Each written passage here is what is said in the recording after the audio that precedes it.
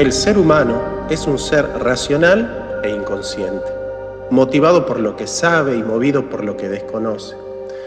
Por eso al hombre lo impulsan en su conducta las razones y las sinrazones, los deberes y deseos, la conciencia y el inconsciente.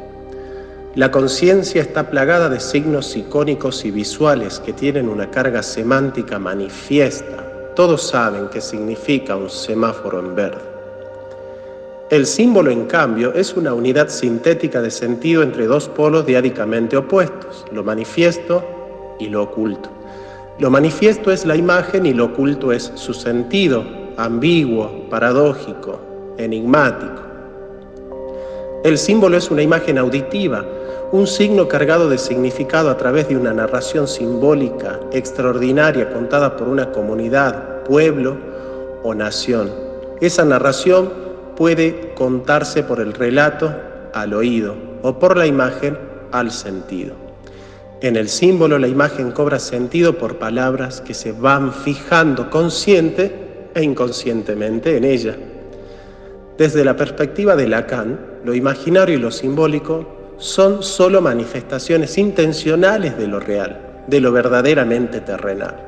Lo imaginario, poblado de imágenes, transformado en el conjunto de parámetros mentales, sirve como plataforma común para dimensionar lo real, el mundo material. Lo simbólico lo que hace es plagar de palabras esas imágenes.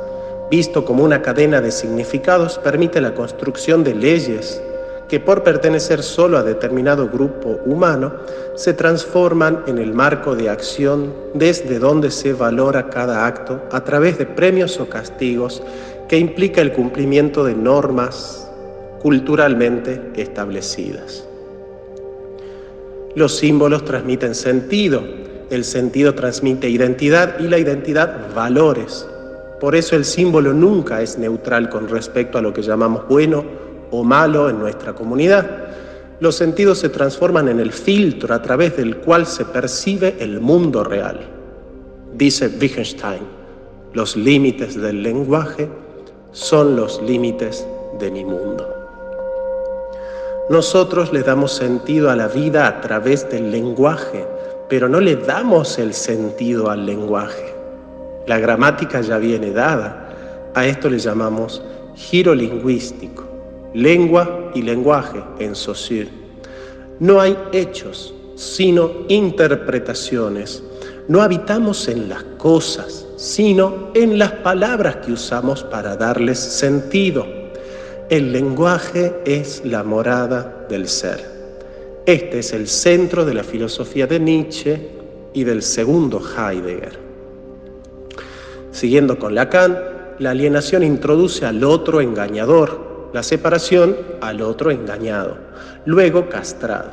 Una operatoria del sujeto debe anudarse a la otra, pues, de lo contrario, no hay acceso al deseo como libertad posible del poder de acto del sujeto y en pro del sujeto. Desprenderse de las identificaciones y los discursos del gran otro y de las identidades construidas por ese otro es la tarea del análisis del sujeto y de los colectivos ante los discursos que les hablan y los aprisionan. O, como diría Foucault, los discursos sujetan a los sujetos. De esto resulta una consecuencia social conflictiva, extravagante y paradojal. Solo es libre aquel que puede actuar tras haberse separado del otro simbólico imaginario real de su tiempo o de los discursos hegemónicos que lo determinan. Nietzsche sostiene en su segunda consideración intempestiva que la voluntad libre es histórica verdaderamente cuando es intempestiva, y es intempestiva cuando es libre de su tiempo. Nos dice, es intempestiva porque busca comprender como un mal, un inconveniente y un defecto, algo de lo cual la época está justamente orgullosa, es decir, su cultura histórica, porque pienso que somos todos devorados por la fiebre de la historia, es decir, de la época. Y debemos, al menos, rendir cuenta de ello. Nietzsche sitúa su pretensión de actualidad, su contemporaneidad respecto al presente en una desconexión y un desfasaje. No son contemporáneos los que están presos de la época, sino los que pueden ser libres de ella. Agamben hará la clásica distinción entre intemporáneo, el hijo de la época, y contemporáneo, el que es hijo y padre de la época. Lo mismo dirá Juan Pablo II en su encíclica Fides et Ratio. Somos hijos y padres de nuestra cultura. Pertenece verdaderamente a su tiempo, es verdaderamente contemporáneo, aquel que no coincide perfectamente con la época, ni se adecúa a sus pretensiones, y es por ello, en este sentido, inactual. Pero justamente por esta razón, a través de este desvío y este anacronismo, que él es capaz, más que el resto, de percibir y aferrar su tiempo. Giorgio Agamben nos dice en qué es lo contemporáneo. La contemporaneidad es entonces una singular relación con el propio tiempo, que adhiere a él y a la vez toma distancia. Tenemos que andar por la historia, no ser andados por ella.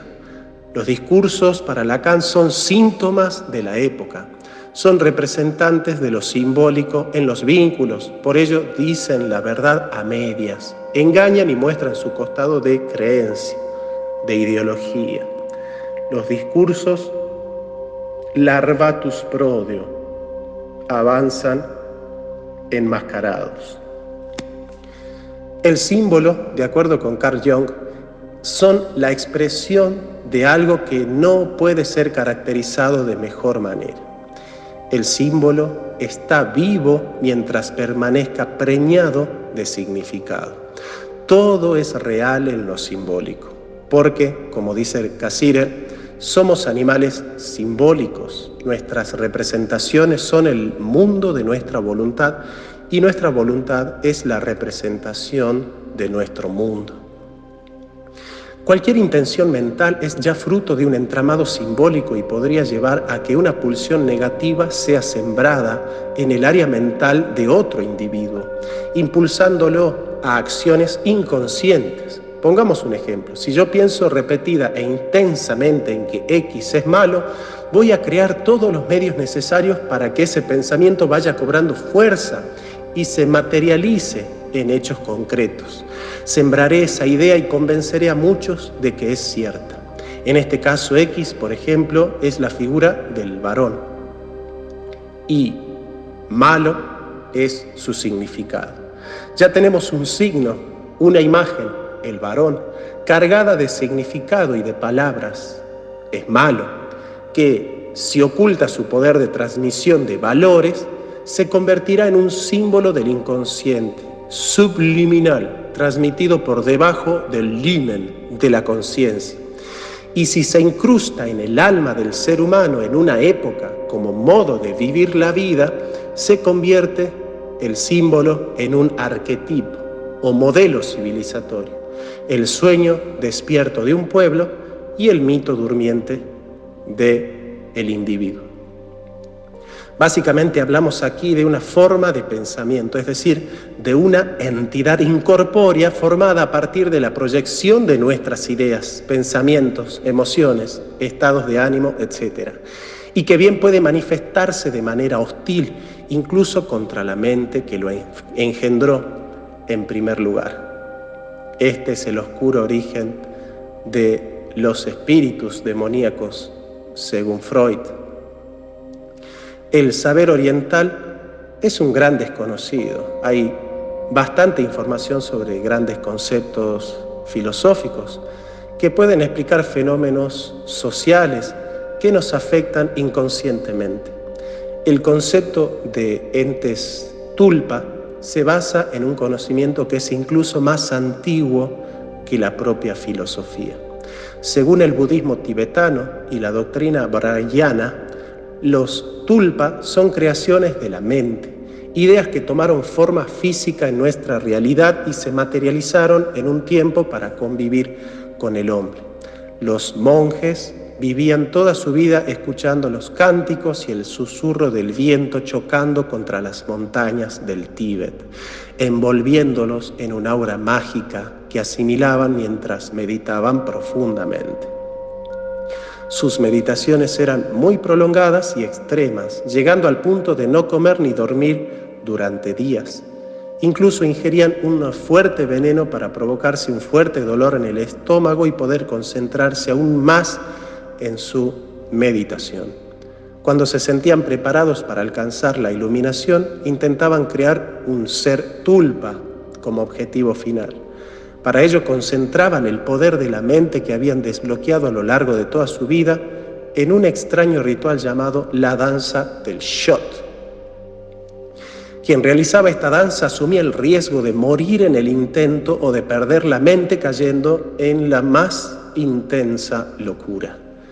El ritual consistía en la colocación de 12 monjes maestros en un círculo y en el centro el aspirante a crear el ser tulpa. Mientras el monje se encontraba en el centro, debía crear una imagen mental de un doble suyo, un doppelganger, mientras los otros monjes ordenaban a sus tulpas desmembrar la figura del aspirante. Si éste resistía la visión del desmembramiento de su doble y no sentía miedo, el monje estaba preparado para crear tulpas. Si por el contrario sentía el más mínimo ápice de miedo, perdía la mente para el resto de su vida. Las propiedades que tenían estos entes tulpa eran muy diversas. El monje le daba un sentido de existencia a su creación, otorgándole la conciencia. La forma física de estos seres se basaba en las sombras, que eran mucho más fáciles de imaginar. Otra entidad era el egregor. Es un pensamiento claro de una comunidad que a través de una imagen le otorga un sentido histórico y cohesionador a la vida de una comunidad. Un egregor es una acumulación de energía que se concentra en planos no físicos, desde lo etéreo al mental, y que está asociado a un determinado concepto, arquetipo, emoción o forma de pensamiento. Hay egregores positivos, o podríamos decir que compuestos por energías de carga positiva, y hay egregores que son todo lo contrario, asociados a miedos, temores y todo el abanico de emociones y energía derivados de ellos. Heidegger sabe que desde la nada esencial del concepto la angustia aparece como el no ente que nos priva del sentido manifiesto. Esta argucia de la razón creadora es parte del hermetismo esotérico egipcio más antiguo y fue redescubierta por los renacentistas y aplicada por los filósofos idealistas y racionalistas de la modernidad, así como científicos como Tesla, Newton y filósofos como Derrida o Deleuze. La tulpa, el egregor y tantos otros conceptos no son más que variaciones para explicar el fenómeno simbólico de la vida social y del inconsciente humano. Esas imágenes cargadas de sentido, como dijimos, el varón es la imagen y culpabilidad es el sentido. Por ejemplo, el varón blanco, heterosexual, capitalista, cristiano, etc. Asociamos con una imagen todos nuestros miedos, frustraciones o esperanzas. Así, el hombre blanco, que en un momento fue la esperanza, hoy es el culpable. Por este proceso, hoy tenemos dos palabras, varón y culpable. Varón es la imagen y culpable el sentido oculto de la imagen. De esta manera se ha creado un símbolo y con ese símbolo una cultura, un ethos, una manera de habitar la época. El feminista que se propaga a través del arte, esa cultura que es el escenario de lo simbólico, de lo onírico, de lo paradojal, de lo contradictorio. El feminismo procede de esta manera. Nuestro trabajo de emancipación consiste en percibir los sentidos que están cargados en la imagen, emancipar la imagen del sentido de la época, cargándola con nuevos sentidos. Habitar ese sentido socialmente a través de un ritual que fije socialmente un nuevo significado. Transformar ese ritual en estética y esa estética en una nueva ética, en un nuevo ethos, en el cual la familia, la vida y la libertad vuelvan a cobrar un sentido en el occidente cristiano. Esta es nuestra manera de aportar a la batalla cultural. Desde nuestro humilde conocimiento filosófico, les hablan Jonathan Ramos y en las imágenes, Artur. Hasta la próxima.